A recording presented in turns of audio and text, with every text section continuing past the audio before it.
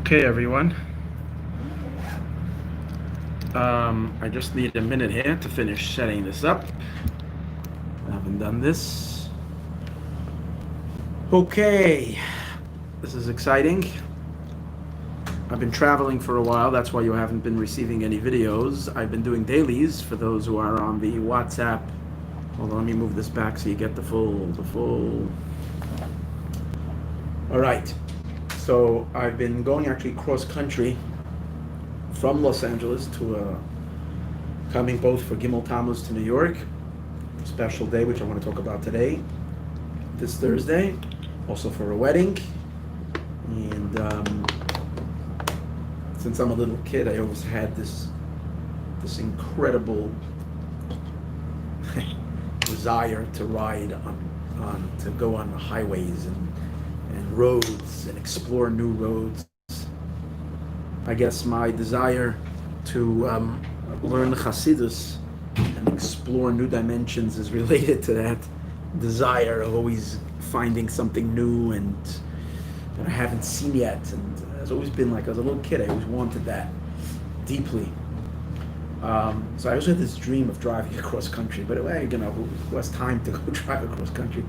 But now with the COVID-19 and the lockdown and all that, so first of all, being cooped up for a couple of months maybe drove me crazy. But I guess everybody's in the same boat. But in addition to that, I'm still not comfortable going on a plane. Just the plane's atmosphere of being cooped up in a plane with all the people breathing the same air is still a little nerve-wracking for me. Especially since I've had people in my community and people in my family that were hit very hard. So trying to protect myself. So my wife and I decided to drive to New York. It just doesn't have that same enclosement of a plane, even though we're going and stopping at gas stations, this and that. But it's different, it's still open areas. And we're on our last leg of our journey. We've been traveling already for 10 days. Saw some really beautiful parts of the country. And tonight I'm in Pittsburgh. And it's the last, usually we're driving like 7-8 hours or 9 hours a day. And did some, once I was driving already, did some nice, take you around through Yellowstone. So that was a little bit, quite about 1,000 miles extra. But it was very special. I can say that I enjoyed God's world like I've never before. And really purified my mind. It was very special. Tomorrow we drive into New York, and we're going to be in 770 for Gimel Tammuz. Drop by the oil as well. And that's that. I am a bit tired from all this. Today was also a long drive. We drove all the way from Chicago to Pittsburgh. Literally this minute, just walked into the hotel. And but I don't. So it's going to be a shorter class today, but I did not want to skip 2 weeks. Last week I wanted to give the class, but we were in a place where there was no Wi-Fi, so we're up in West Yellowstone, Montana. But what I'd like to say today, I believe, is very special, very rich. It's my own thoughts, something that I have not. I'm not giving over something that I've read in the Sefer. Although I am basing it on a passage in the Talmud. Gimel Tammuz is coming. It's 26 years.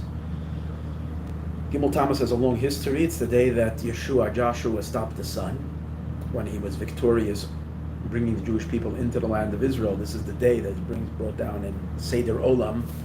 Yeshua stopped the sun.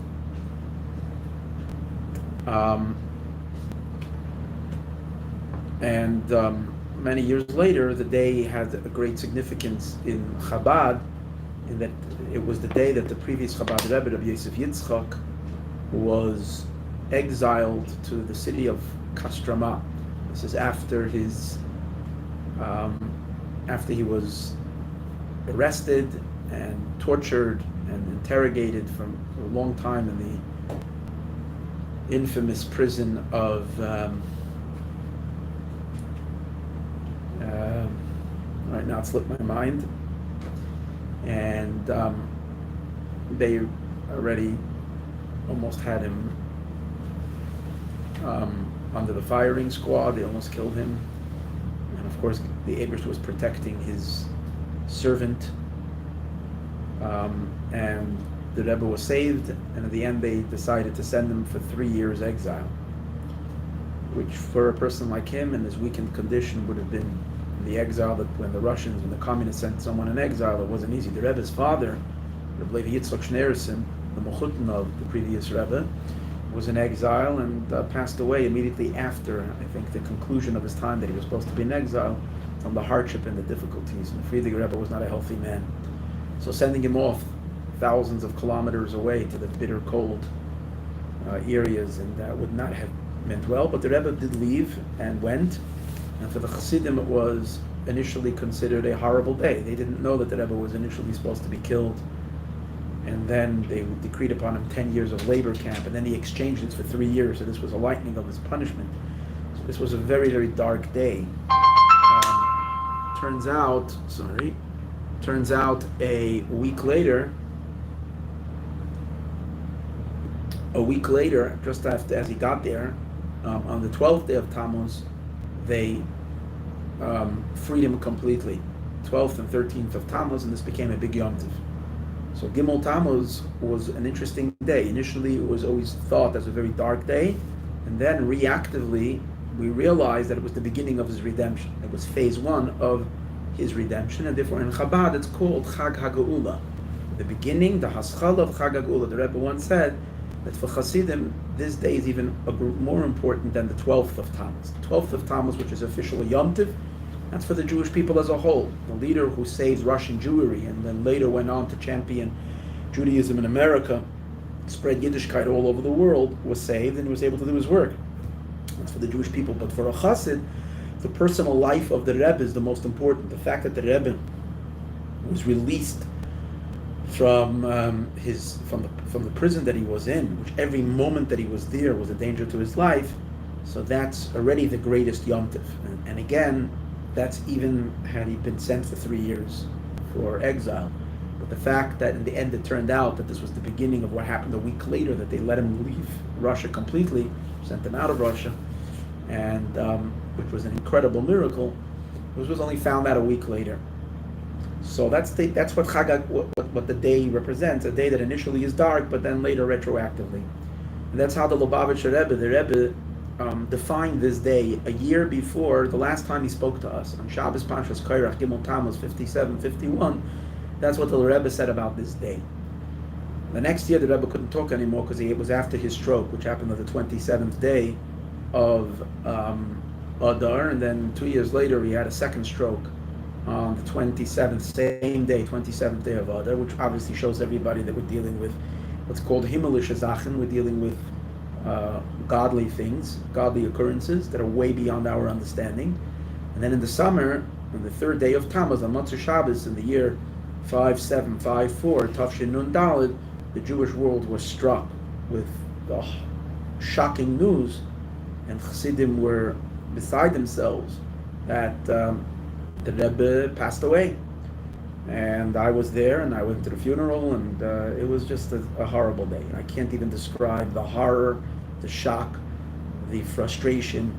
I believed with my full heart that the Lubavitcher Rebbe is Mashiach, taking the Jewish people out of exile, not just because I made it up. That's what the Rebbe was saying from week after week in the Sichos. He was implying it, didn't say these words, I am Mashiach, but I discussed it quite a lot.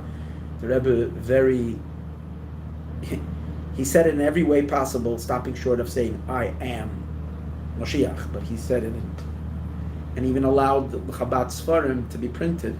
The fact that it's his organization printing books, and the Chabad Sfarim were allowed to be printed with Mem, Hemi, Hey, Mem, meaning Melech HaMashiach. That to me means a complete endorsement. Not only that, the year that after the Rebbe had the stroke, the Rebbe was out every single day on the porch, and the Hasidim sang to him, Yechia Beineinu, long live our king, our master, Melech HaMashiach, and the Rebbe nodded and encouraged and encouraged and encouraged for an entire year. And everybody knew that people at that time asked the Rebbe life and death questions, and everybody listened. It wasn't a question that the Rebbe's mind was with him. And he answered, and he answered, and to this song, the Rebbe just encouraged with all his being. So it was clear to us that the Rebbe is Mashiach Tzidkenu, And when he passed away, it was utter disbelief. I remember just getting sick. I just wasn't feeling well for 2 days. I had this banging headache. I just couldn't come to myself, and I was just a newcomer to Chabad at that time. I was just in it for 2 years. Chassidim that were in it for all. This was just beyond, and there was no one to carry on, and a successor, and the whole thing.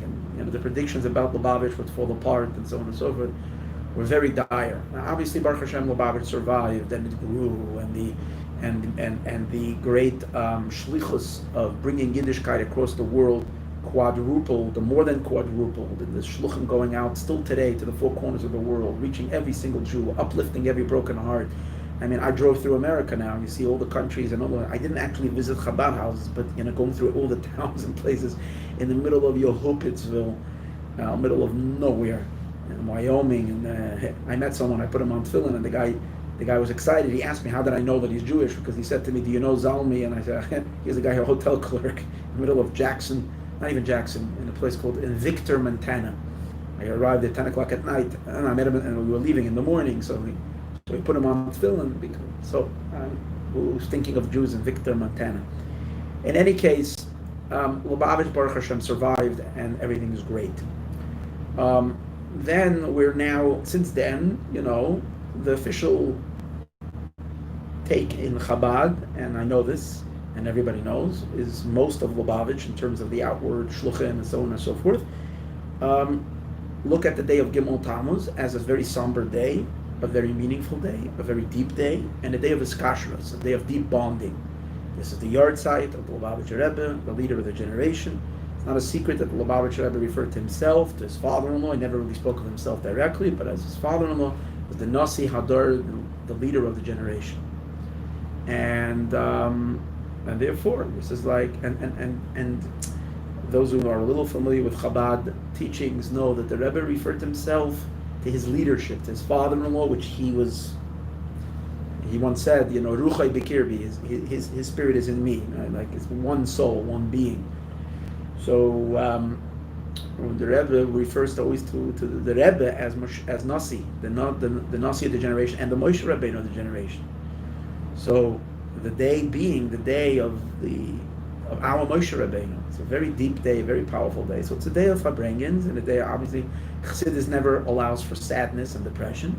So it's celebrated, but as a strong Yom Hilula, a day of a yard site.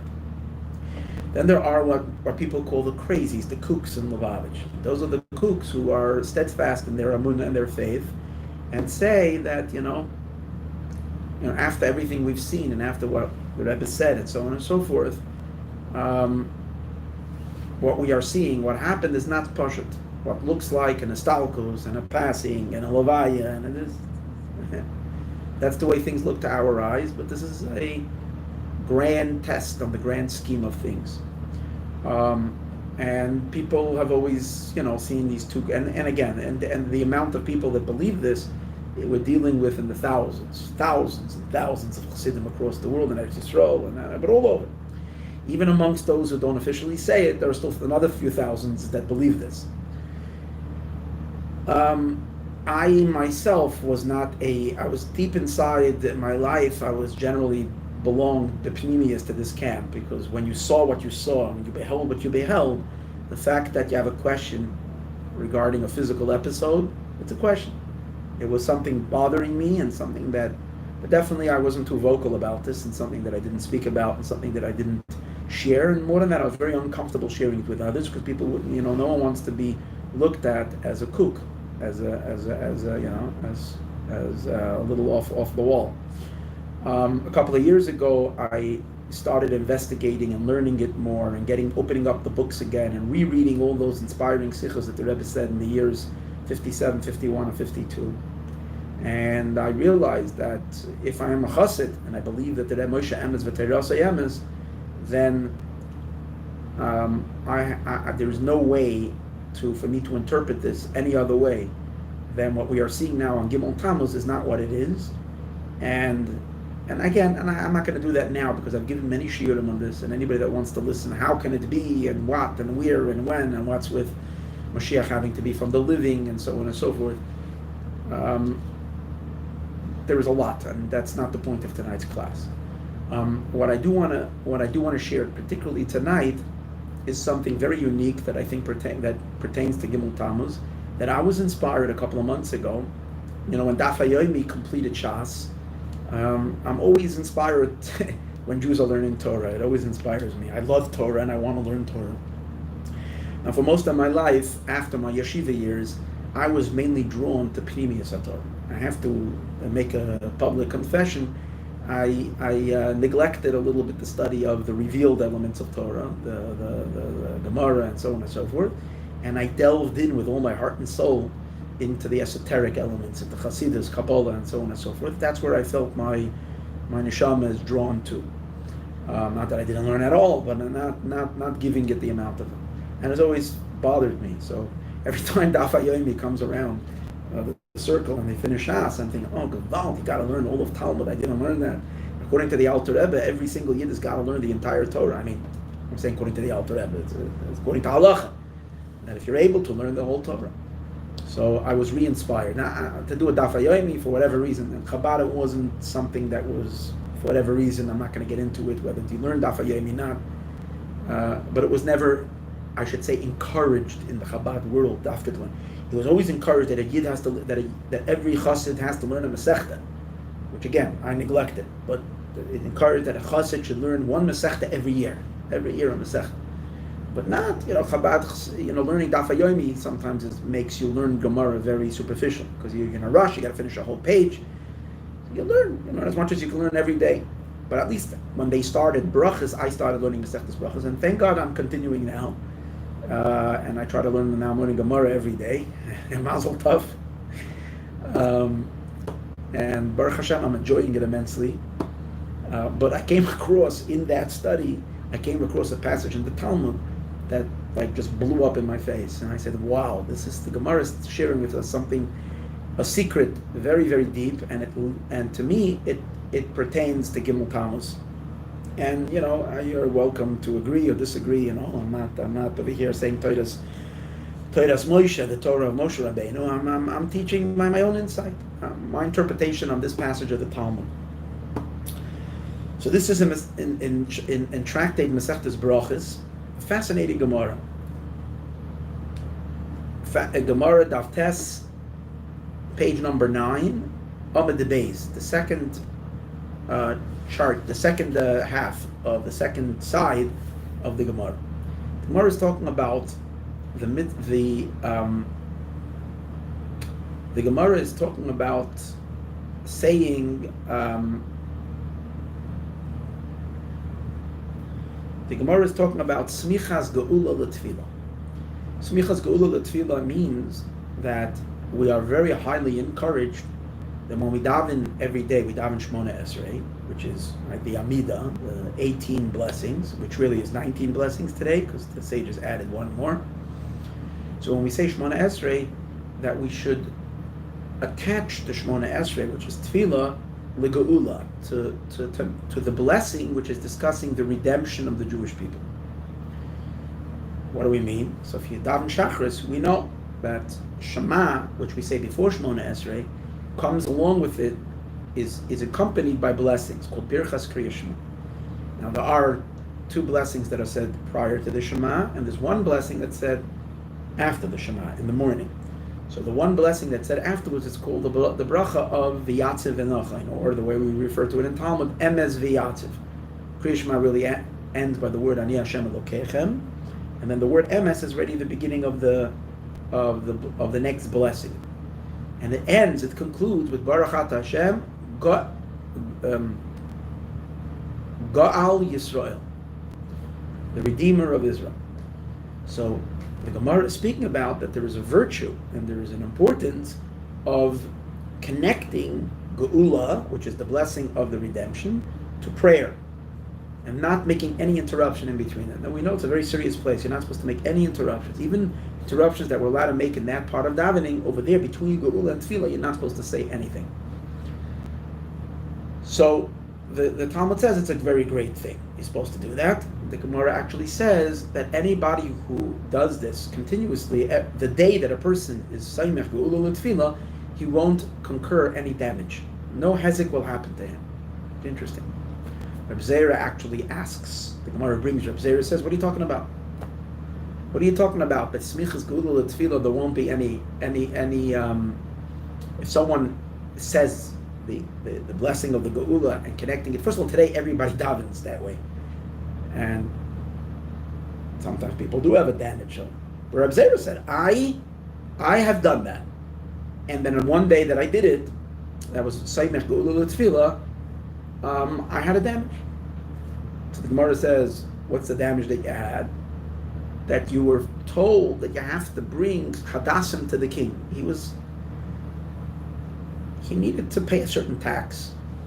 And it had to do with bringing myrtle branches, providing myrtle branches for the palace. It was a cost. It was a financial loss for him because he had to do this. Why they did? Maybe he got a fine. I'm not exactly sure what happened. But it happened on the day that he did it easy. So the Gemara challenges Reb Zera. This is important for later. Remember this passage. So the Gemara challenges Reb Zera. The Gemara says, "That's called a damage. You got to see the king, and even though he's not a Jewish king, the Gemara brings Rabbi Yochanan says that a person, even in today's days, the Gemara brings Rabbi Yochanan. Rabbi Yochanan said, hold on, here we are."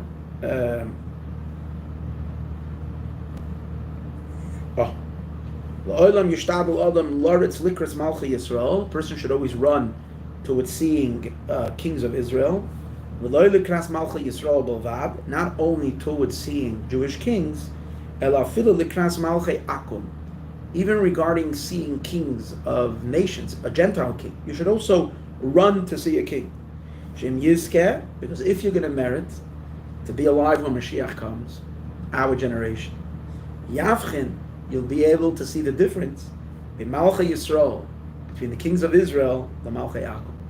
If you merit to be there alive when Mashiach comes, and if you're never going to see a Gentile king, so you won't have anybody to compare it to. When you'll see this splendor and the honor given to Melech HaMashiach, unlike any other honor given to any human being ever by the entire world, so you're not going to have, you'll think, okay, that's done for any emperor, any king.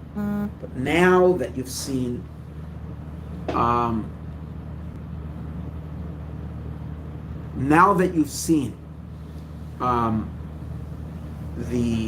what is done to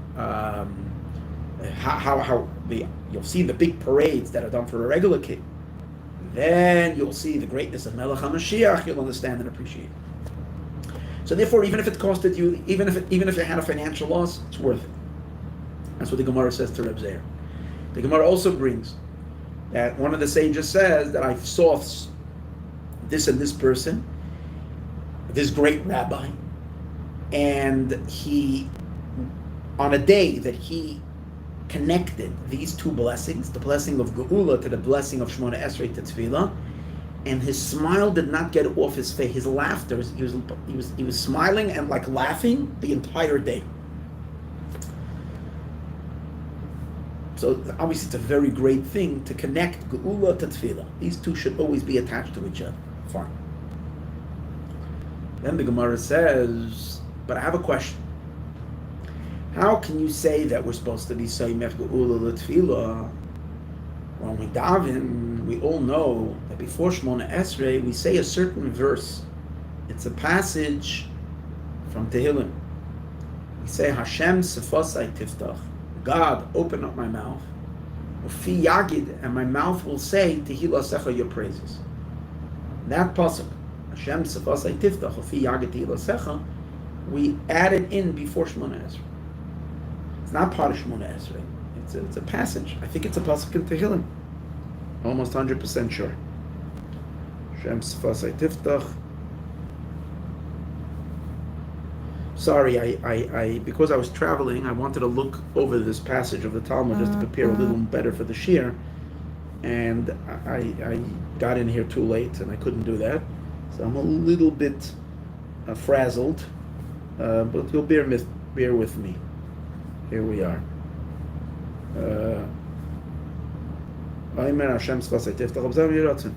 Okay, yeah, no, doesn't bring the whole pasuk, so he's not on the side telling us where this pasuk is.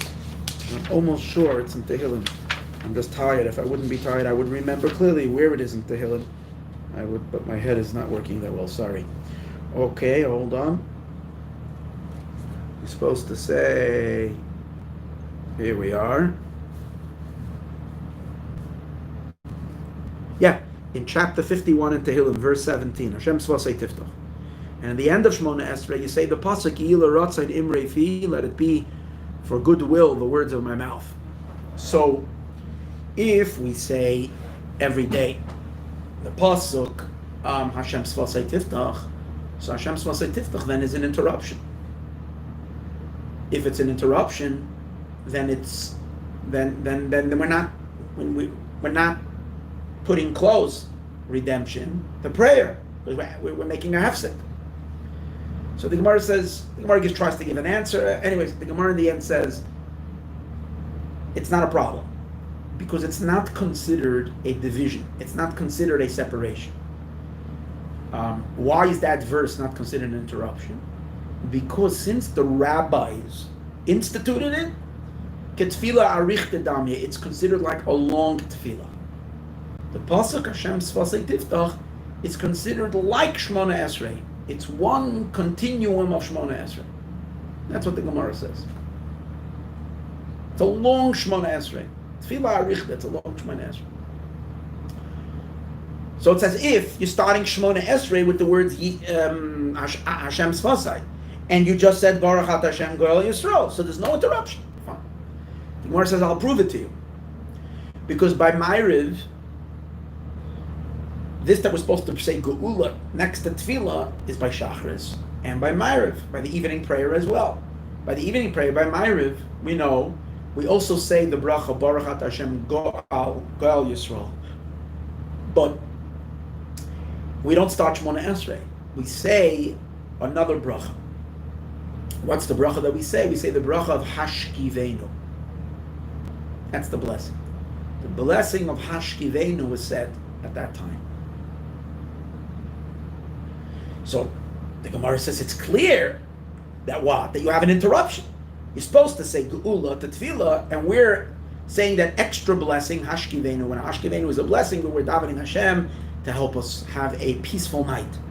Hashem should put us to sleep in peace, and He should help us get up in the morning, and He should protect us from all kinds of possible damages and various different things that can happen during the night. Hashem should remove enemy and this and that, and the Satan and Satan and all the problems that can get in our way. We should have a peaceful night. So that's a tefillah. It's a blessing, but it's a whole 6, 7 sentences, I would say, 5, 6 sentences, and it's an interruption. How then are we fulfilling this great virtue of putting Geula to Tefillah? So the Gemara says, so why do you have to say by Ma'ariv? So again, by Shachris, you only have, in the morning prayer, you only have one pasuk, Hashem Svasei Tiftach. But by Ma'ariv, in addition to Hashem Svasei Tiftach, you have a whole blessing, Hashkiveinu, which is not Geula, and that's interrupted. So the Gemara says, no problem with Hashkiveinu. There is no problem with Hashkiveinu. Why? Kivan detkinu li Rabbanon. Since it was the rabbis who instituted this blessing, ketfila arich damya. It's a long tefillah. It's as if Shemona Esrei starts by Hashkiveinu. This is what the Gemara says. I'm reading the Gemara and I'm saying something. This thing doesn't sound right. Hashkiveinu is a blessing. You're asking the Eibush to put me to sleep at night. Okay, it's a nice, important blessing, and it's important tefillah. What do you mean this is a tefillah arichta, something you're making Shemona Esrei longer? Shemona Esrei, the 80 blessings. It brings with Baruch Ata Hashem, like Avram, like Yitzchak, like Yaakov. How in the world is Hashkiveinu part of Shemona Esrei? Doesn't make any sense. I understand you can't get away with one verse, one pasuk, because there you're saying Hashem Svasei Tiftach. It's you're asking God to help you pray. Open my mouth so I can pray to you. My mouth should say a prayer. So that can be kind of swallowed up by Shemona Esrei. But suddenly you're starting Shemona Esrei with Hashkiveinu. It just doesn't fit. Halachically, it's not that way. It doesn't have the same laws as Shemona Esrei. What do you mean? It's ketfila arich dam. It's like one tefillah.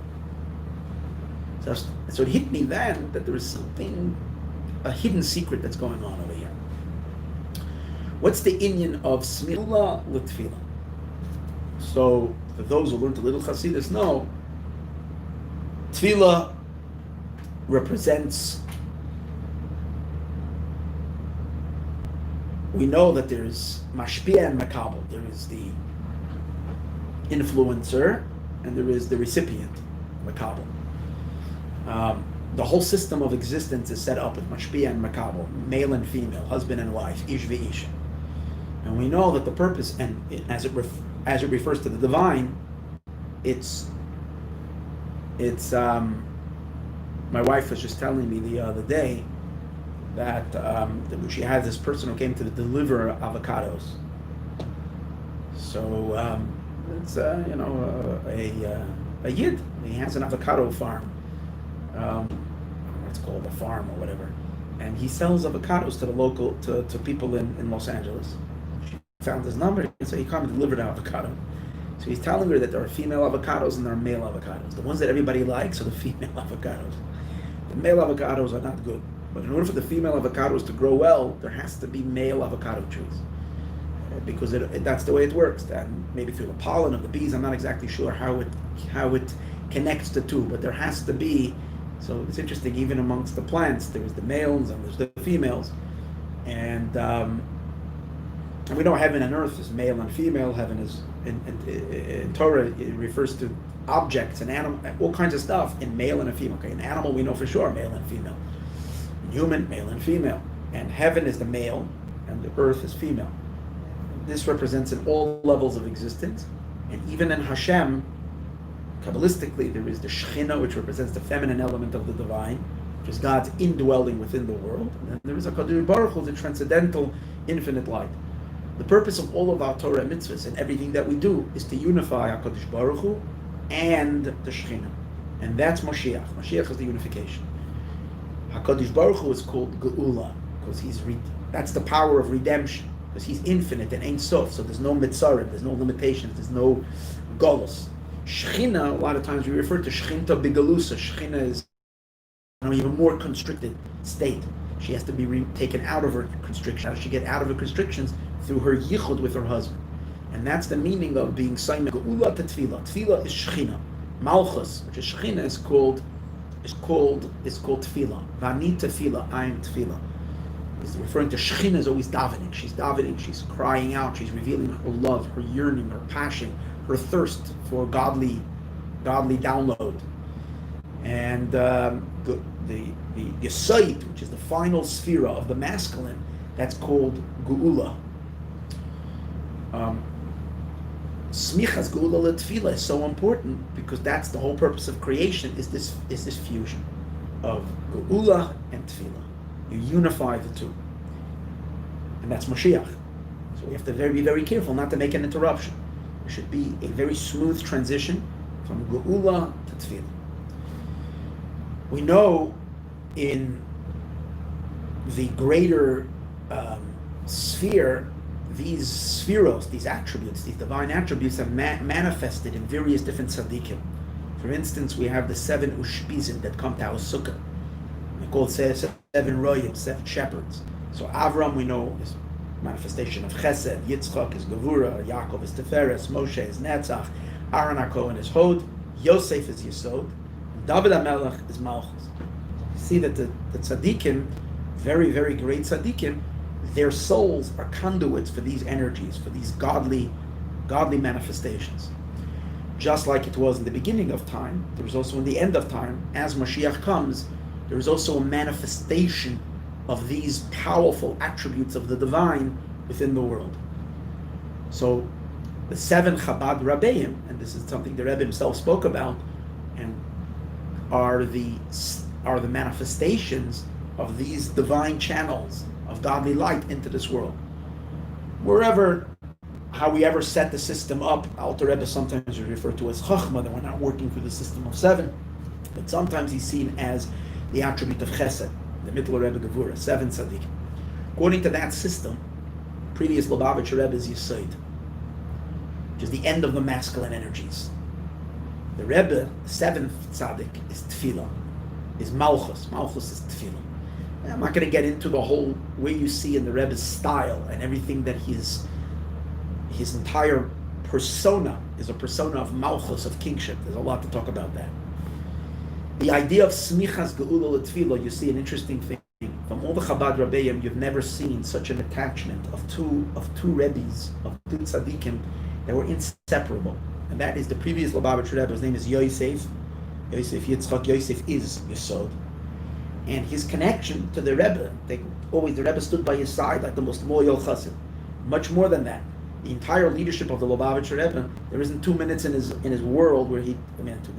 And his constant verb, his constant talk, every single time, he's always mentioning continuously his father-in-law, as if he doesn't even exist. It's just his father-in-law, the Rebbe the Shver. And you would have thought that he would have carried on with that for 10 years, 15 years. But once he's Rebbe already, and he increased Chabad, the kingdom of Chabad, the empire of Chabad, it became tenfold, 20-fold, 100 times as much as great as when it was in the days of the previous Rebbe. He would kind of see himself as Rebbe. No, he's always just, because that's the way it is. Malchus needs to receive from Yisod. And that's the idea of Smichas Geula L'Tefillah. You have to keep the two continuously connected. Now, Tefillah, Malchus, what's Malchus? Malchus Tefillah really means the full manifestation of Malchus in all of her glory. Because after she receives the lights from all the higher spheres, she fully integrates it and then reveals her kingship in the world. That's Mashiach. That's called Tefillah. Tefillah is from the word Naftule Elikim Niftalti. It comes from the word attached. When Malchus is fully attached to the higher spheres, together with her come her entire family, what's her family? The worlds, the 3 lower worlds, Bria, Yetzir, and Asiya, primarily the world of Asiya. When it's completely synchronized and attached, and all of creation is perfectly unified with God, where Hashem's light is perfectly revealing himself in all of creation, that's tefillah, that's attachment. There's complete connection. We know when we're davening Shemona Esrei, even in our physical bodies, we are in a state of just a total conduit for godliness. That's why by Shemona Esrei we stand, we don't move, and we can't even talk. The words that are coming out of our mouth is almost not like it's not us talking, it's like God speaking through us. It's not even our words, it's the bittul of, we know in Chassidus it's called the bittul of. Bittul of b'metzius, the bittul of atzilus, as if we have no existence. So that's the state of existence as it's going to be when Mashiach comes. So here's an interesting thing. The Gemara says there can't be an interruption between Geula and Tefillah. That means that from the period of time of Geula, which is what we said earlier, these are the earlier tzaddikim, which all represent the power of Geula. From the Baal Shem Tov really is when the powers of redemption started to reveal itself in the world. It's interesting, the previous Lubavitcher Rebbe is the one who started this whole Messianic fervor in Lubavitch. It was all started by the previous Rebbe. The Rebbe drove it in a way much stronger than his predecessors. Why? Because Yesod is Geula. So he started with la'alta l'tshuva, la'alta l'geula, immediately tshuva, immediately geula. But he's the power of geula, coming from but the Rebbe always says that in his name, his 2 names are shaykh to the geula. Yosef is Yosef Hashem Shenis Yada, that Hashem will send out his hand the second time. And Yitzchak is referring to the great laughter, Az Yamali Tzchak, the laughter that's going to be when Mashiach comes. Tefillah is already the days of Mashiach. That's already it flows into. So the previous Rebbe flows into the Rebbe. The Rebbe is already Malchus, which is supposed to manifest the full, complete Malchus of Melech HaMashiach. Now it's interesting. The first 40 years of the Rebbe's leadership is the Chibur of Geula to Tefillah, where the 7th Rebbe and the 6th Rebbe are attached with absolute attachment. But at a certain point, Tefillah is supposed to become the dominant one, which is the full revelation of the Ebershter's Malchus in this world. And we know when that's going to happen, we know Malchus is going to rise, the woman, the feminine element is going to rise above the masculine. So the woman is going to exceed her husband, she's going to go higher and higher, Eishes Chayil Ateres Baila, and Malchus is going to be higher than all the attributes. And that's when Tefillah, Geula leads into Tefillah. But once Tefillah establishes itself in its ultimate establishment, that's already Yeboisa Mashiach, and the full revelation of Malchus on its highest level. So But we have to always keep Geula and Tefillah attached. So the Gemara says, but I have a problem. What's the problem? We say, we have a bracha called Hashkiveinu. What's the story with Hashkiveinu? Sorry, just a second here. What's the story with Hashkiveinu? So the Gemara is asking a frightening question. In between the period of Geula, which is again, from when the previous Rebbe started, really the Friedrich Rebbe's Nesius in general, previous Rebbe's leadership, it's all the energy of Geula to the world. Really starting from the Baal Shem Tov, especially from the Alter Rebbe, where the teachings of Hashem Echad started to come to the world. It's all the power of Geula flowing to the world. It has to flow directly into Tefillah. Suddenly there's a situation with Hashkiveinu. Hashkiveinu means put me to sleep. Now we know that Hashkiveinu means Chas v'Sholom, when relating to a person after they're passing away, you do a Hashkava, which is related to the going to sleep, this time for, I don't say forever, because a Jew will never sleep forever, because we believe in the resurrection, Tehillim and Messianic is coming. But that's called Hashkiveinu. So the Gemara is referring to, there is going to be a period, which is Hashkiveinu, which Hashkiveinu is the period of Gimel Tammuz, where there seems to be an interruption between the energies of Geula. And as we said, this power of Geula, this godly power started by the previous Rebbe, only intensified as the seventh Rebbe plugged into the previous Rebbe to the sixth one, and was bringing that power of Geula across the entire world, and demanding that all of us should cry Ad Masai. We should break open the doors for the revelation, for the ultimate revelation of Mashiach, was becoming so strong and so intense, and we were already standing by the gates of Tefillah, of the full attachment of our world being elevated to the level of Atzilus, like we're standing Shemoneh Esrei, and the whole world would be totally unified with God. We're holding mamish at the moment of Ahoy Hashem L'Melech HaKol Haaretz, and suddenly, trach, what happens? Hashkiveinu, Gimel Tammuz happens, and there's a hefsek, there's an interruption, and it's frightening, and it's scary, and we're confused. So the Gemara says, don't be a fool. Since the Rabbanon are the ones who instituted that there should be Hashkiveinu, this period of the Hashkiveinu period, which is lasting already the last 26 years, was initiated by the Rabbanon. It was called for. We're going to see soon what that means. And therefore, it's not an interruption. It's not chas v'sholem, a derailment like some people think. That there was a period that Mashiach was on his way, it was supposed to happen, it was supposed to come, and something went off, it was a glitch, we didn't deserve, we messed it up, and it's over, fartik, go to sleep, wait another 200 years till some Mashiach will tzchois kratzen and come from somewhere. The Gemara is saying, no. Hashkiveinu is part already of Tefillah, of the Yisgalus of Mashiach, even though it involves a Gimel Tammuz situation and a Hashkiveinu, with all that it encompasses, with an oil and going to the oil and davening and all that. That's a situation. Can't deny that. But you should know it's Ketfilah Richte Dame, it's all one Tefillah. Why? Kivan the Tkino L'Rabban. And I'll take you back, and everybody knows where did Gimel Tammuz begin. Gimel Tammuz didn't start in Gimel Tammuz. Gimel Tammuz started, everybody knows, Chav Zayin Adar, when the Rebbe had the stroke. But it didn't start on Chav Zayin Adar. It started 11 months before Chav Zayin Adar, when the Rebbe gave the frightening sikh of Chav Ches Siva, which is initially is frightening. If you read it again and again, you realize it's not frightening.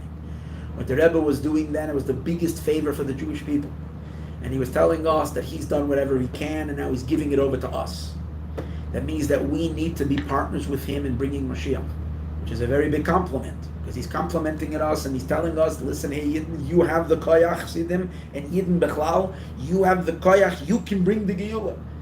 And I'm not going to do it because the whole Geula, the whole purpose, the whole inyan of this Geula It has to come from within the world. It has to be permanent. It has to be real. It has to be absolute. For it to be real, for it to be absolute, it can't be a power coming from a great tzaddik that's above us, and he's sweeping us into the Geula. By the way, that's the whole Tehillim of the Rebbe's talk of Gimel, Tamuz, Parsha's Korach, 57, 51, is where he speaks this Inyan Mamish, that's the whole content of Gimel Tamuz, is that it should not be something, and again, I spoke about it in other years, you can listen to it. It should not be a geula that's going to be his geula, that we're just being carried along on his wings, but it has to be ours. And that's the meaning. And when the Rebbe saw that what? That we're still not taking him seriously, and when we're not taking him seriously at all, because as long as he's standing over there waving his hand and driving the geula, we're just completely lost in his light, instead of us taking the initiative, instead of us burrowing through and us realizing that we have the greatest chus and we have the responsibility to do something. So we chickened out and we got scared. So he saw that we're not taking the responsibility. So what did he do? Kina l'Rabbanan. So there had to be a Hashkiveinu, a concealment, a time where he's kind of moving into the background, as if he's not here, as if powers of Geula, the power of the Goyel, of the Redeemer, is not here.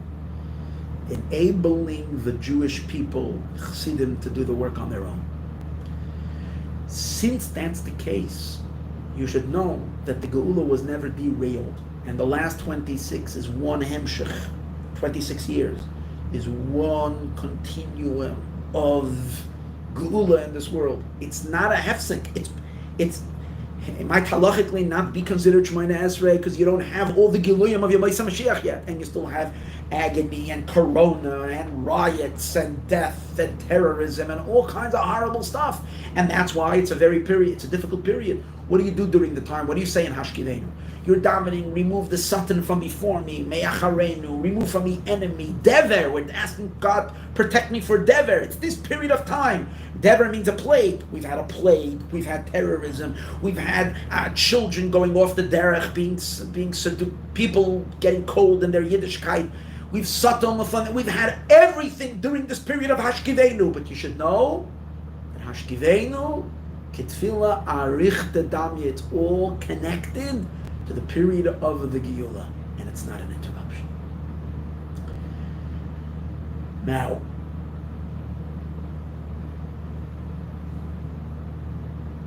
so, okay, maybe, yeah, it's a nice pirush, but is it really the pshat? First of all, I think it makes much more sense than the regular pshat, Ketfila Arichta, that we're dealing with, make that this the Hashkiveinu Shemoneh Esrei. What sense is Hashkiveinu Shemoneh Esrei? This already gives you more of a pneumistic understanding of what's going on over here. But let's take it a step deeper. We're to the next stage, rather, another part of the Gemara. When you put these pieces together, I think it becomes very clear. The Gemara continues with something we say, the pasuk we say before Shemoneh Esrei, and there's a pasuk we say after Shemoneh Esrei. The pasuk we say after Shemoneh Esrei is the pasuk Yehi l'ratzain imrei fi. Let it be to goodwill the words of my mouth. V'hegyoy libi lefanecha. So again, before Shemoneh Esrei, we say the pasuk Hashem tzvasei tiftach, open my mouth. And after Shemoneh Esrei, we say another pasuk from Tehillim. It's not part of Shemoneh Esrei. Yehi l'ratzain. This pasuk is in the end of chapter 19 in Tehillim. Yehi l'ratzain imrei fi. Let it be to find favor the words of my mouth. V'hegyoy libi, and the thoughts of my heart should be lefanecha, Hashem tzuri, Hashem my rock, v'gayali, and my redeemer. So the Gemara asks the question: how come we say that pasuk? Yehi l'ratzain, the Gemara says, has two meanings. It can mean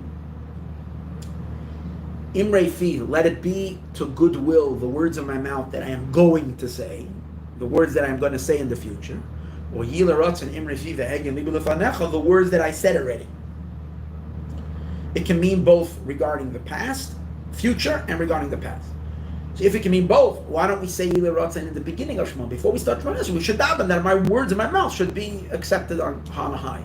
Why do we wait till after Shemoneh Esrei? So the Gemara says, because you know what? David HaMelech waited till after Shemoneh Esrei. I'm sorry. Since David HaMelech waited till after his Shemoneh Esrei, we'll see what that means, to say this pasuk. So we also say the pasuk after Shemona Esrei. What does it mean?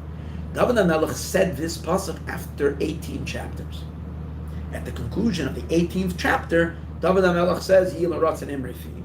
So just like David says it at the end of 18 chapters, so we also wait 18 blessings, and then we say Yil Ratzon. Following? So the Gemara asks, what do you mean? It's not 18 chapters, it's 19 chapters. Because the pasuk Yil Ratzon is the end of Perek Yud Tes. Not the end of Yud Ches, which is 18, but the end of Yud Tes. So how come we're saying it after 18 chapters? Now the truth is, today's days we say it after 19 blessings, because we add, the Lam al Shinim was added to Shemona Esrei. It's a blessing that we're praying for for Hashem to destroy the forces of darkness in this world, and so on and so forth. So that was added on at a much later period.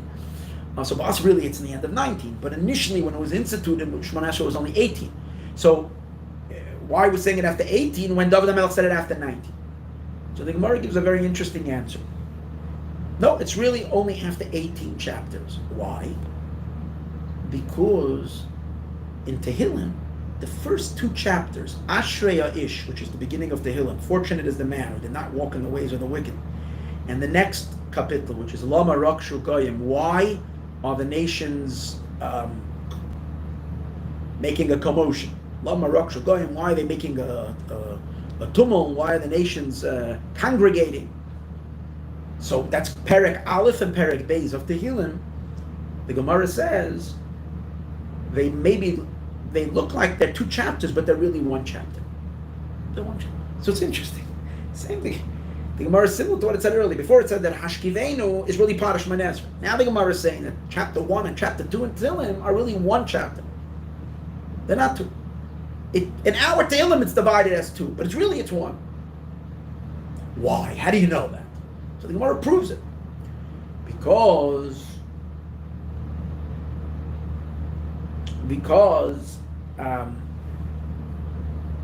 so-and-so said, I forgot his name, let me take a look over here, because Reb Shmuel Bar Nachmani said in the name of Rabbi Yochanan. The Gemara actually gives 2 reasons. I'm going to give only the second reason. The Gemara gives 2 reasons how we know that it's the first 2 chapters are 1.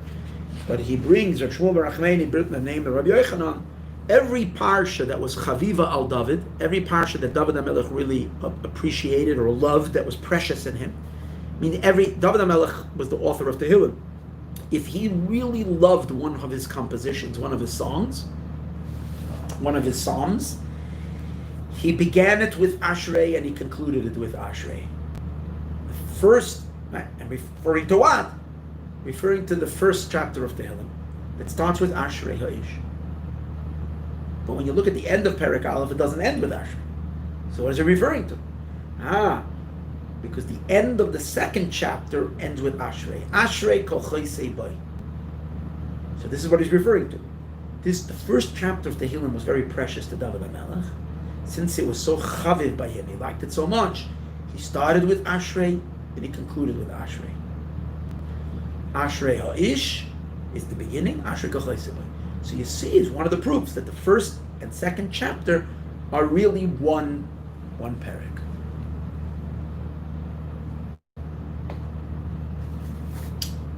Again, same weird kind of situation. It's 1, it's 2. If it's 1, why does it look like 2? What's going on? I'm thinking about this, and it occurred to me as follows. When David HaMelech is starting Tehillim, and he's saying, Ashrei Ish, fortunate is the man who's not going to be persuaded by the wicked, who Moshe relates and doesn't sit with, doesn't care about the scoffers. Who is he talking about? Ashrei Ish, fortunate is the man. You could say, he's talking about every good, fine Jew, whatever, every fine human being. He's referring to Ha-Ish, the man. Ish is, even though the highest name for man is Adam, but we know Ish is referring to Moshe Rabbeinu. It says, Ish Moshe, and the man Moshe. Talking about the man. David HaMelech is talking about his progeny. He's talking about his grandson. He's talking about who's he referring to? He's talking about the ultimate human being. He's talking about Mashiach Tzidkenu. That's who he mentions right at the beginning of the Tehillim, because he is the ultimate human being, that everything is, that's the Ashrei Ish.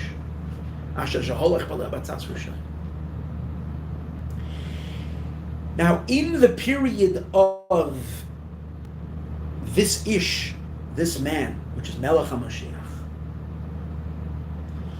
his reign, his kingship, his leadership is going to be one leadership, but it's going to be divided in two periods. You see, the second part, the second chapter of Tehillim is, as you see clearly in the Gemara later, in the same Gemara in Daf Yud, the Gemara later, and in all the Mefarshim on the chapter of Tehillim, when it says, why are the nations congregating? They want to fight against God. They're, and Hashem is laughing at them, and He's going to make a mockery out of them, right? He says, I already established my king. That's all referring to the war of Armageddon, the war of Gog and Magog, the pre-Mashiach era. Is the second chapter of Tehillim. David HaMelech is already speaking about the end. Now it makes sense. Why is he speaking about him then? Since in the first chapter, which is one with the second chapter, as we see, he's talking about Mashiach. So he's talking about those who want to fight Mashiach and how their plans and everything they're going to do is going to be ruined.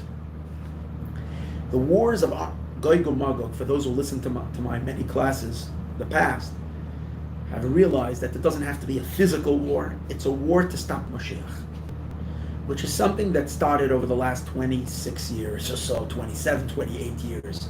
Once we hit 5750, which is Friday afternoon, midday, and Mashiach is ready to come to the world, it's at that time, and the word job is over, we'll have a big congregation of enemies who are going to fight Mashiach. And you've seen it, and I've discussed it. People tried to force a peace plan that was going to tear Eretz Yisrael to pieces. They tried to take away Jerusalem from the Jewish people. They tried to do all kinds of, and it was a war. The general atmosphere in the world was a war against holiness, against godliness, against religion, against so on and so forth. In many ways, and I'm not going to go through right now, but this is all part of this Armageddon war that's taking place. It's a fight against Kedusha. It's a fight against anything that stands for morality and holiness and godliness in the world. It became very evident and became very chutzpahdik and very strong in the 1990s. It continued on for many years. The past election in the United States, 2016, when the current President Trump became president, was a slap in the face for this entire movement.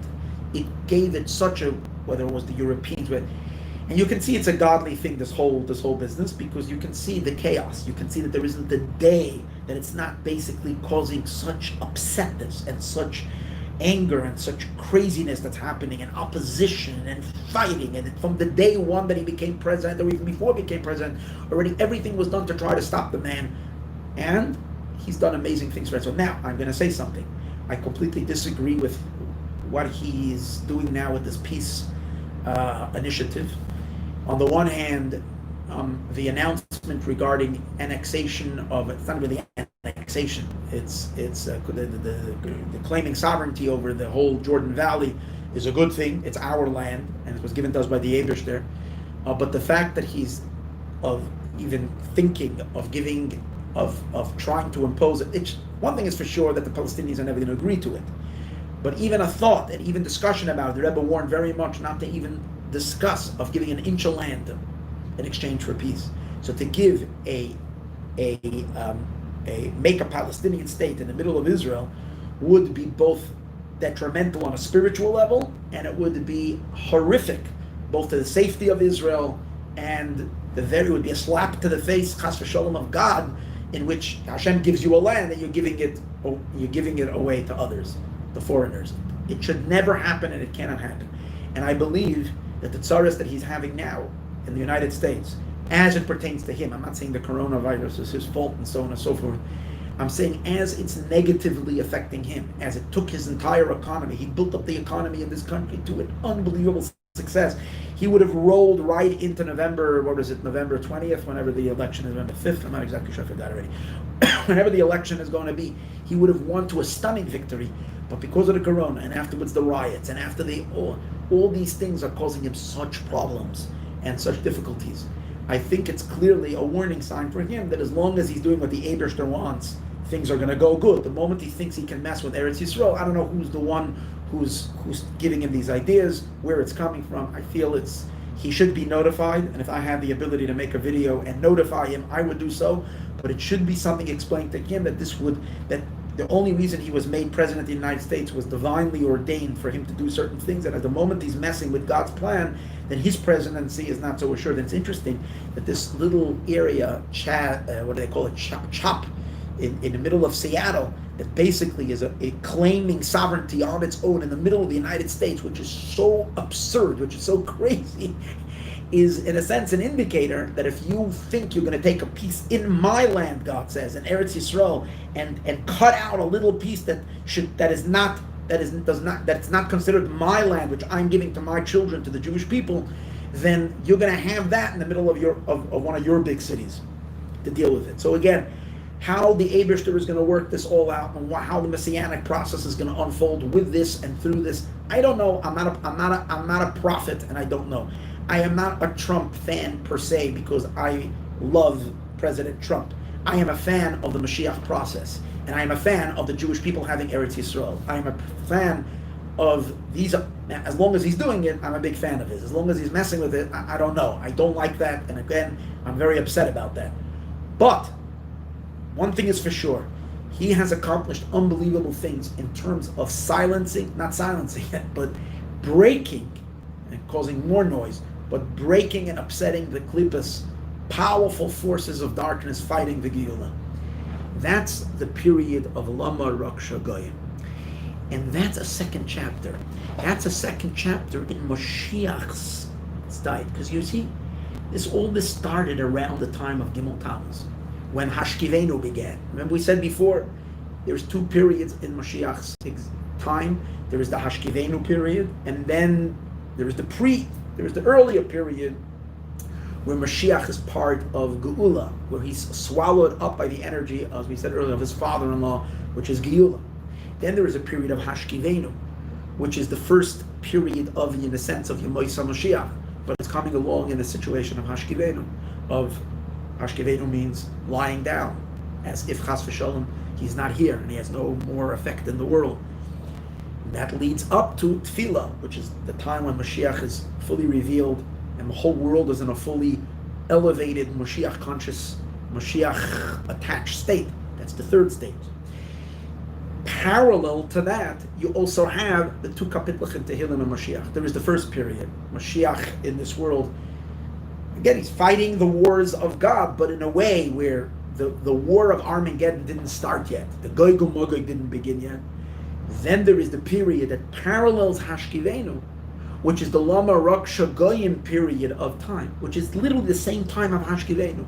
And what happens in the world? You think that Mashiach is Hashkiveinu, Mashiach Chas v'Shalom passed away, that the Goyal is not here. What's really, really happening during this time is that Mashiach himself is in the background fighting the war of the Geula, appointing appointees in this world. I mean, it has Harbe Shluchim L'Makom, so many ways that God can do what he's doing. When I'm saying Mashiach doing it, it's obviously Mashiach in partnership with the Eibishter, because the whole power that Mashiach has is the power coming from Hashem, which is the power to destroy these forces in the way that Hashem was doing it. And Hashem is laughing at them, as we discussed, that this whole the whole victory, the whole appointment of this president was a laughter to everything it was such a slap in the face to those who felt that they could tear Eretz Yisrael apart, those who composed a peace, those who wanted to eradicate anything holy in this world. Literally, it was so unbelievable, it was so unfathomable. So this is the period of Lama Raksha Goyim. So David HaMelech is saying, the Gemara is saying, don't think it's two separate chapters. It's one saga. It's one story. It's the story of Ashrei HaIsh, the ultimate human being. It's the story of Mashiach. It has two periods, chapter 1 and chapter 2. But you should know it's really one pair. Now, how do these two kapitlich become one chapter? How do we know that it's one chapter? Because David began with Ashrei and he concluded with Ashrei. What does that mean?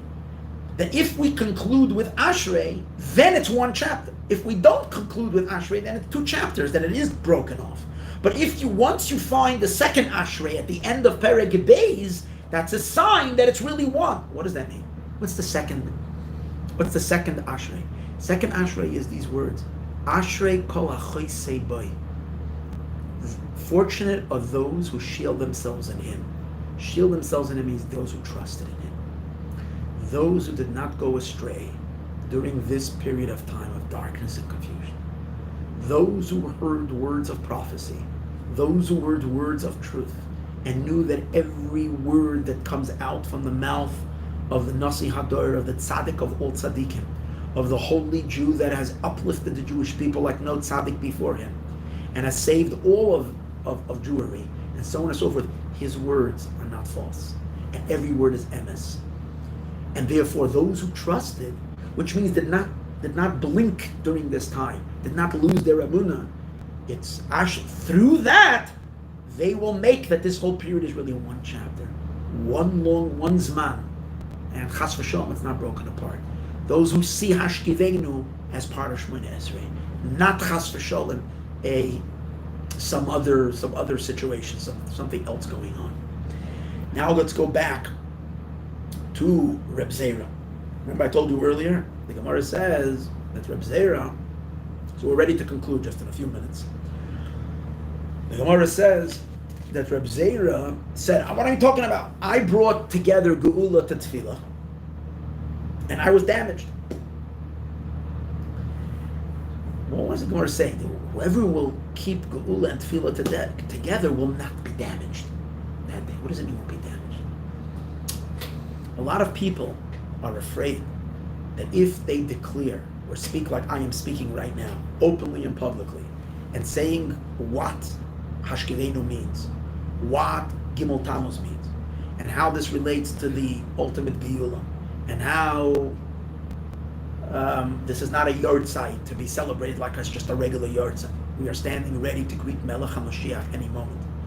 So all Chassidim believed this. In 1990, all this time Chassidim, it was clear. But afterwards, many Chassidim believe it, but they believe that it has to be hush, quiet, don't say this. Don't say this to anybody. Let's keep this silent. Because if not, Chas v'shalom, it can damage. It can bring all kinds of damage. It can ruin your Chabad house. It can ruin your fundraising. People will think you're crazy, will think you're a lunatic, and so on and so forth. So it will bring you damage. Therefore, you want to pretend that you're one of the sophisticated, normal people, and therefore, that's a crazy camp. But regular, normal people don't believe, whatever. But people are afraid to say that because you also do believe it, because you believe that the Rebbe's words are emes. So here's where. But at least you want to pretend to be a normal guy, right? So you don't want to say it. So the Gemara says, and that means those who are connecting Geula to Tefillah, meaning those that are swallowing up the Hashkiveinu. The Hashkiveinu is not interrupting. If you say that this is a yahrzeit like regular, and there is a regular passing, and when Mashiach will come whenever, so then Hashkiveinu interrupted. So you're not connecting Geula, which is the time period before the previous Rebbe, and continuing with the Rebbe where he's a part of the power of the previous Rebbe, which is Geula, and not connecting it to your Moisa Mashiach, which is Tefillah. There is an interruption. But if you are soymech Geula l'Tefillah, even though there's Hashkiveinu, especially by Ma'ariv means in the time of darkness. So during this time, if you're connecting Geula l'Tefillah, you might be afraid that you can be damaged. So the Gemara says, we promise you that no real damage will come to you. Comes Reb Zera. And Reb Zera told him, what do you mean? I myself suffered from it. I myself had damage. Okay. So I'm thinking right away about the name Reb Zera. Zera means small. The Rebbe has a whole talk where he explains the difference between Rabba and Reb Zera. Rabba means large, Rav big, Zera means small. So Zera comes from narrow-mindedness. It means, now in Chassidus, narrow-mindedness doesn't mean that you're not an intellectual. You could be an intellectual, you could be very, very smart, you could be super intelligent. But when we're talking about Katnus HaMoichin, means that you're lacking the rachvus of Amunah, of what's bigger than your seichel. If you think that all of godliness has to fit into your head, that everything has to make sense completely in seichel, you take a look and you see, Taka, those that struggle the most with this whole challenge of Gimel Tammuz are the big minds. If everything is always understood and everything is comprehended, and you come to the mystery of mysteries right before Mashiach comes, God throws a curveball, which no one expected, a shocking thing. So if you're always trying to, so if it doesn't make sense, it doesn't make sense. What do? You have to choose what looks as reality. Reality is reality. But that's called zera. That's called smallness, because compared to God, everything is small. So if you're stuck in smallness, but if you're willing to expand your mind beyond what you understand, The koyach hachochm and Chassidus explains is not what it's bittul, and that brings gadlus hamoich, the ability to surrender to something infinitely bigger than you. I don't understand. It doesn't have to make sense completely in my mind. But these are the words that Moshe Rabbeinu said. This is absolute truth. This is absolute emes. And Devar Elokeinu Yaakov La'olam, the words of the Eibishter come through the Navi, as it says, the Eibishter will not do anything unless he's Giloi Soidel of Avodav Neviim, especially when this great tzaddik said that he's saying prophecy. He's telling us he's speaking as a Navi. So I don't understand. So if you're not Zera, then you have a problem. But those that are Zera say, what are you talking about? If I do say so, I'm damaged, it will hurt, it will be... So the Gemara answers to Reb Zera, what's your damage? Let's say you got damage. What's your damage? It costed you a little. One guy didn't write you a check. One guy, you thought that whatever, that this guy found out that you believe so and so, and therefore he's upset at you, he's not writing you a check for your Chabad house or for your whatever, for your organization. So the Gemara says, that's what happened to Reb Zera. He had to pay a tax for the king. Not exactly why taxing the king, I don't have it out so perfect. So the Gemara says that's a problem. That's a problem. The fact that you, because of that, you went to see the king, you saw the non-Jewish king, and now you'll get to appreciate the difference, and then if you'll be Zoiche, you'll get to see Mashiach. And you'll see the difference between the glory of Mashiach and a regular king. Then you'll say, whoa, it was all worth it. It's all worth it. You never were damaged. It's not like you didn't get it. So the Gemara is really saying, even if it is going to cost you a financial damage. But the fact that because of this, you're Zeicha to see Mashiach. Now, of course, I'm saying every Yid is going to see Mashiach. Or all Yidden alive today, everybody's going to live Gesund to hate him. But seeing Mashiach in a whole different ways when you believed in him all along and you had no questions. You didn't let yourself get fadreit the cup with questions, with confusions. Because new emes is emes, truth is truth. Then you see Mashiach completely different. So then the loss is not a loss. What's the loss? The truth is, no one really lost anything. But even if someone thinks that they, well, even that, it's worth the loss. It's not considered a real loss. So this is the way I understand the Gemara. But why is this Gemara Dafka on Daf Tes? As I mentioned earlier, this is end of Daf Tes, Mesechtes Brachos. So I think here's the idea. Mesechtes Brachos is called Brachos. Brachos is blessings. Chassidus explains that what does blessing mean? It's the last thought of tonight. Blessing means drawing down. That's it. So drawing down godliness, a flow of the divine. That's a tzaddik. Tzaddik is the flow of the divine in this world. Mesechtes Brachos is really the Mesechta of the tzaddikim. They are the blessings. How many tzaddikim are there? A lot of tzaddikim. But the tzaddikim that we're talking about over here. Beginning with the Baal Shem Tov, there's the Baal Shem Tov, the Maayon, the 7 Chabad Rabbeim. So it's together, it's 9. So the first Balat, 9 Balat, the Mesechtes Brachos, is talking about the flow of the 9 tzaddikim. So Daf Tes is associated with the Rebbe. Wait. Let's make that even stronger. What is the subject matter in the beginning of Mesechtes Brachos? When can you start reading Shema? By Ma'ariv. Ma'ariv means at night. Nighttime refers to exile. When do you start reading the Shema? And the exile means at the end of exile. It's dark. It's dark. When are you going to start appreciating the truth of the unity of God? What's Shema? Shema Yisroel, Hashem Elokeinu, Hashem Echad. The unity of God. The unity of God is only going to be revealed when Mashiach comes. That's when it'll be Achdus Hashem, the unity of Hashem. But we got a foretaste. The foretaste began with the Baal Shem Tov. The Baal Shem Tov gave us a new meaning of Hashem Echad, that God is one. His oneness is that there's Einoi Mavadi, literally none but Him. So Mesechtes Brachos is clearly speaking about the Baal Shem Tov is the first page. The Maggid is the second page. 7 tzaddik. You can ask me a question.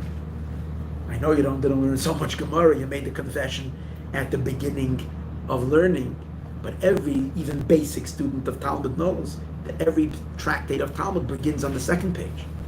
So really, Daf Tes is not Daf Tes. It's not the 9th page. It's really only the 8th page. So the whole calculation is wrong. You're talking about 9 tzaddikim and there's 8 tzaddikim. Stump the rabbi, huh? So I have a simple answer for that. As I mentioned the whole time, the 8th and the 9th Rebbe are really one, because Geula and Tefillah are one. Yesod and Malchus are inseparable. They don't separate even for a moment. They can never separate. They have to remain attached. So Daf Tes is both the Friediger Rebbe and also the Lubavitcher Rebbe, the Rebbe. Now in Daf Tes itself, so you can say Daf Amid. There's different ways of learning it. Amid Aleph is the Friediger Rebbe, and Amid Beis is the Rebbe. Now this, or you can say that the big Daf Tes on the first side is the Rebbe's first period of time before Gimel Tammuz. Second page is after Gimel Tammuz. Or even better, the first page is the Friediger Rebbe. Second page is second side is the Rebbe. This study of this passage of the Gemara that I'm saying to you right now is the bottom half of Daf Tes. This is within the Rebbe's chapter. You go from the top to the bottom. The Gemara is talking about this whole difficult chapter of Gimel Tammuz.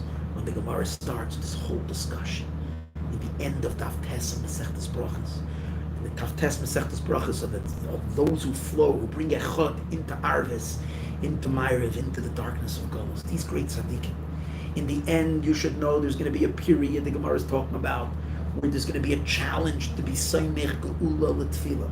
There's going to be a Hashkiveinu over there. There's going to be a difficult time. And the fortunate are those who are going to be able to carry it through and see that Hashkiveinu is one Hemshech. And that the two kapitles of Tehillim, Ashrei Ha'isha L'Amaram Shel Goyim, are one, because Ashrei Kol Chosei Boy, this whole period, even though it looked to be very dark, is really one. God is shaking and breaking all the klippas before Mashiach comes. And this is all a pathway to redemption that is unfolding in front of our eyes. The Gemara is telling us, very Mishnah. Don't be shooken up by all of this challenge. This is the emes. Anyways, we should merit that all this confusion and bewilderment already should end. This year's stuff should pay. Pay is already, as we spoke about so much, the Giyula P'tuseinu. And this is already the beginning of since Matan Torah, 3,333 years, as we discussed. Everything is here. We've seen the world go bananas this year, and every single system was shattered and broken. The world is not going back to the way it was. Once it's changing, what other change can it be other than change of Mashiach? I believe at this point, time already for us to get a little more comfortable, not to be min baishin, shemenzach, those who feel embarrassed and uncomfortable. The world wants to hear the truth anyways. Everybody wants to know the end. Everybody wants Mashiach. Everybody's waiting. And we can take part of it. And yes, and based on so much that I discussed in different classes, identifying Mashiach is part of the avodah. But it's the part that has to come from us. It can't come from on high. So this Gimel Tammuz, let's strengthen our emunah. Let's be strong. And I think I can tell you all, the game's over. It's over. There's no doubt. It's unfolding in front of our eyes any moment. We can expedite. The more comfortable we get with these inyanim, the more we can speak openly about it, the more we can reveal it, the more we can understand it, the more we can internalize it. And the most important thing is not, when you learn it, it's not just learning. Start living in that state of mind. Start living in that geuladik state. Your davening is different. Your learning is different. Your blood pressure is different. Your bitachon is stronger. Things are a whole different place. And your simcha and your joy is on a whole different level. May we merit already. Melech b'yafya yitachzena einenu. We should see already the complete and total redemption. Take it from Yad Mamish. We shouldn't have to. The Hashkiveinu should be over for us already. 26 years. 26 is Gilu Shem Havai. We know many things regarding the Baal Shem Tov's life was divided into 26. So we're ready for the next phase. The phase of these galos of Melech HaMashiach should be revealed. Take it from Yad Mamish already before Gimel Tammuz. On Gimel Tammuz. We shouldn't have to wait anymore. We're already there. So, l'chaim ulabracha, everyone. And It's going to be good.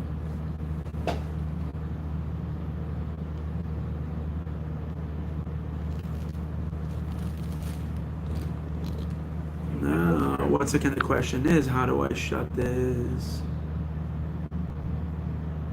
How do I shut? Oh, live. Hold it. It's the first time I'm using this fancy machine over here, and I don't want to lose it. Save, highlight, share, multi-purpose. Hold on.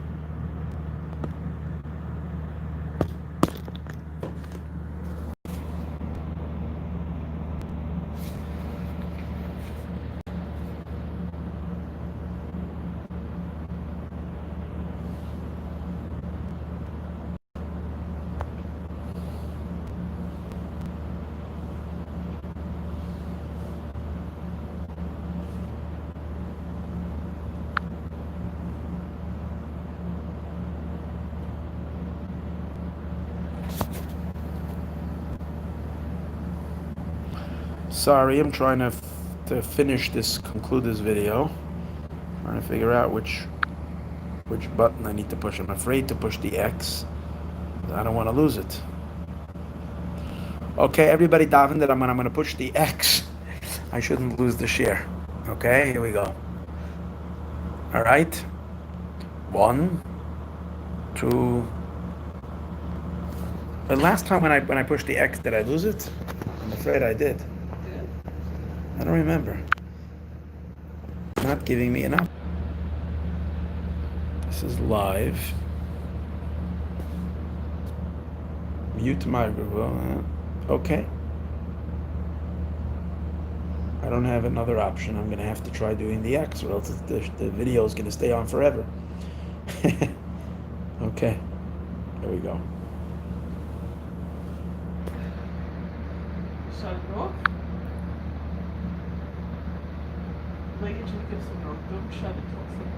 What? Are you sure you want to stop streaming? Yeah. Okay.